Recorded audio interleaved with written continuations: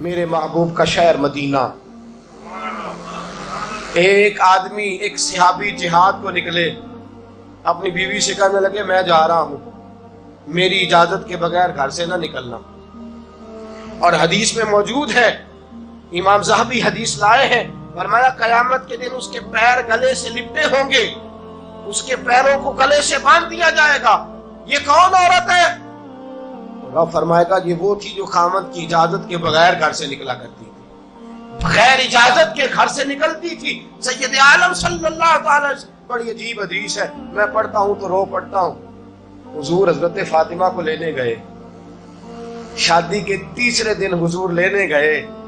میرے محبوب نے آزمانے کے لیے کہا فاطمہ چلے، فاطمہ چلے. یوں ہاتھ باندھ دیے، عرض کی سونیا باپ بھی ہیں آپ، نبی بھی ہیں. میری جرت نے انکار کی، لیکن ابا جی آپ کی زبان سے سنا ہے شوہر کی بغیر اجازت نکلنا نہیں. اگر اجازت دے تو علی کا انتظار کر لو. عزت والے رسول کی عزت والی بیٹی نے جب کہا نا سونیا اجازت دوں دیں تو انتظار کر لو، کریم رسول کی آنکھوں میں آنسو آئے. فاطمہ کہتی ہے میرا کچا گھر، اور میرے رسول پاک نے اپنی طامت کو سمیٹا، اور سمیٹ کر نبی کریم علیہ السلام کچی زمین پر دیوار سے دیگ لگا کے بیٹھے. آج عجیب ہے، جناب علی بھی دیر سے آئے، پہنچے، حضور کو بیٹھے دیکھا، یوں نظر اٹھی. حضرت علی سے میرے مصطفیٰ نے پوچھا، حضرت علی سے مدینے کے محبوب نے پوچھا کہ علی کر تو اجازت دے تو بیٹی کو لے جاؤں.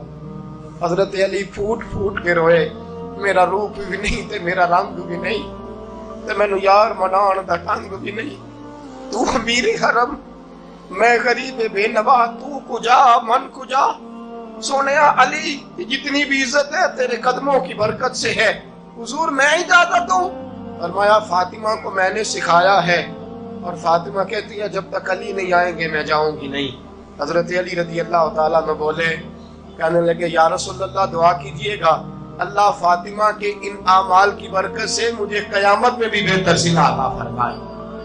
دوستو، رسول کریم صلی اللہ تعالی علیہ وسلم کا شہر مدینہ، ایک عورت خامد پابند کر گیا کہ میں جہاد کو جا رہا ہوں، میرے پیچھے سے گھر سے نہ نکلنا، گھر سے نہ نکلنا. امام غزالی نے مکاشفۃ القلوب میں لکھا گھر سے نہ نکلنا.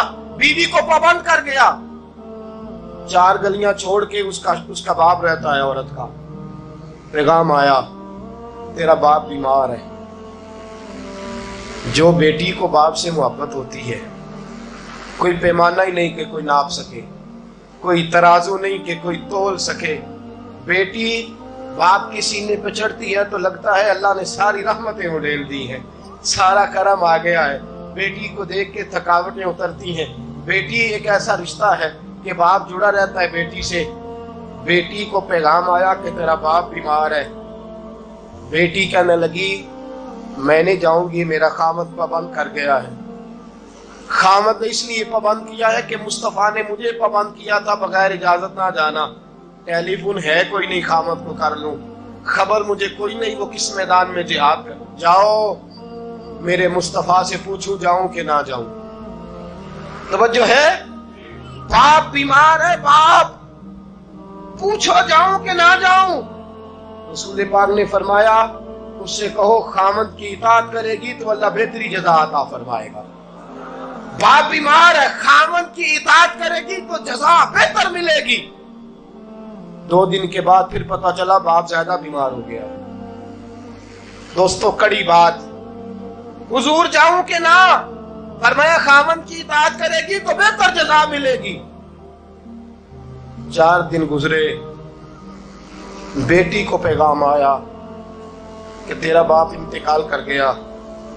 بیٹی پردیس میں ہو تو کہتی ہے میرے زیور بیچ دو، مجھے لے جاؤ پاکستان میں. جاتی دفعہ اپنے باپ کا مکھڑا دیکھنا چاہتی ہوں، لیکن باپ انتقال کر گیا. رسول کریم کی بارگاہ میں بیٹی نے پیغام بھیجا کہ سونیا کیا کروں، انتقال کر گیا میرا باپ، سایہ اٹھ گیا، حکم کیا ہے؟ مدینے کے چاند کے وہی جملے خامن کی اطاعت کرے گی تو اللہ بہتر جزا دے گا۔ دوستو، یہ ہیں میرے رسول کے ماننے والی عورتیں۔ بیٹیوں دیکھو شوہر کی اطاعت کسے کہتے ہیں۔ یا رسول اللہ، باپ انتقال کر گیا، دفن ہو گیا، حضور نے فرمایا پتہ کرو گئی کہ نہیں گئی۔ صحابہ لوٹے، سونیا قربان جائیں تیرے نظام پر، آقا قربان جائیں تیرے فرمان پر۔ تیرے جملوں کی تاثیر ایسی ہے کہ عورتیں اگرچہ کمزور ہوتی ہیں پر تیرے دین کی پہرے دار بن گئی ہیں۔ حضور آپ کی سنت کے لیے استقامت کا پہاڑ بن گئی ہے۔ حضور وہ گئی نہیں، کائنات کے امام نے ہاتھ اٹھائے، رسول پاک نے ہاتھ اٹھائے، اور صحابہ فرماتے ہیں آج اس عورت کے مقدر جاگے، چند آنسو حضور کے گرے، اور پھر چہرے پہ ہاتھ پھیر کے فرمایا جاؤ اسے جا کے خوشخبری دے دو، تو نے اپنے خامد کی اطاعت کی ہے، تیری اس فرما برداری کی وجہ سے اللہ نے تجھے بھی بخش دیا ہے، تیرے باپ کی بھی بخشش فرما دی ہے۔ تو نے خامد کی اطاعت کی، تو بھی بخشی گئی۔ اور میں نے ایک حدیث پڑھی، خدا کی قسم اٹھا کے کہتا ہوں، حدیث پڑھی اور پھر میں نے کتاب بند کر دی۔ میں نے کہا اس سے آگے میرے اندر ہمت ہی نہیں ہے، میں پڑھ ہی نہیں سکتا۔ میں نے جیسے کہا کہ پہلے تو صحابہ کرام میں اہل بیت کو ہم معصوم نہیں مانتے، ان سے جو کوتاہیاں ہیں وہ بھی ہماری اصلاح کے لیے ہیں تاکہ ہمیں توبہ کے طریقے سمجھ میں آ جائیں۔ عزیز دوستو، میرے محبوب کی شہزادی، بس رسول اللہ صلی اللہ علیہ وسلم کی شہزادی سیدہ فاطمہ محبوب پاک کی بارگاہ میں آئی، رنگ اڑا ہوا ہے، آنکھیں رو رو کے تھکی ہوئی ہیں۔ محبوب کی شہزادی در رسول پہ آئی، آ کے حضور کے سامنے کھڑی ہوئی، کہا یا رسول اللہ صلی اللہ علیہ وسلم، حضور آج میں بڑی الجھن میں پھنس گئی تھی، آقا آج میں بڑی پریشان ہو گئی تھی۔ حضور نے فرمایا کیا ہوا؟ کہا یا رسول اللہ، میں اور علی باتیں کر رہے تھے، باتیں کرتے کرتے بات بڑھنے لگی، حضور مجھ سے کوئی ایسا جملہ نکل گیا، علی ناراض ہو گئے، مجھ سے بات ہو گئی۔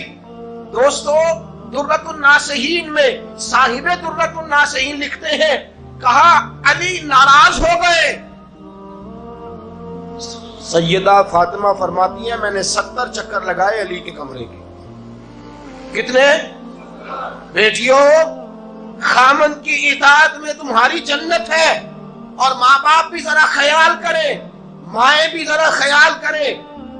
میرے رسول پاک نے فرمایا جو کسی عورت کو اس کے خامن کے خلاف بھڑکاتا ہے، جو کسی عورت کو اس کے خامن کے خلاف بھڑکاتا ہے، اللہ اسے جنت کی خوشبو بھی عطا نہیں کرے گا، چاہے اماں ہی مشورے دے رہی ہو، چاہے کوئی مشورہ دے رہا ہو، خامن کے خلاف جو بھڑکاتا ہے۔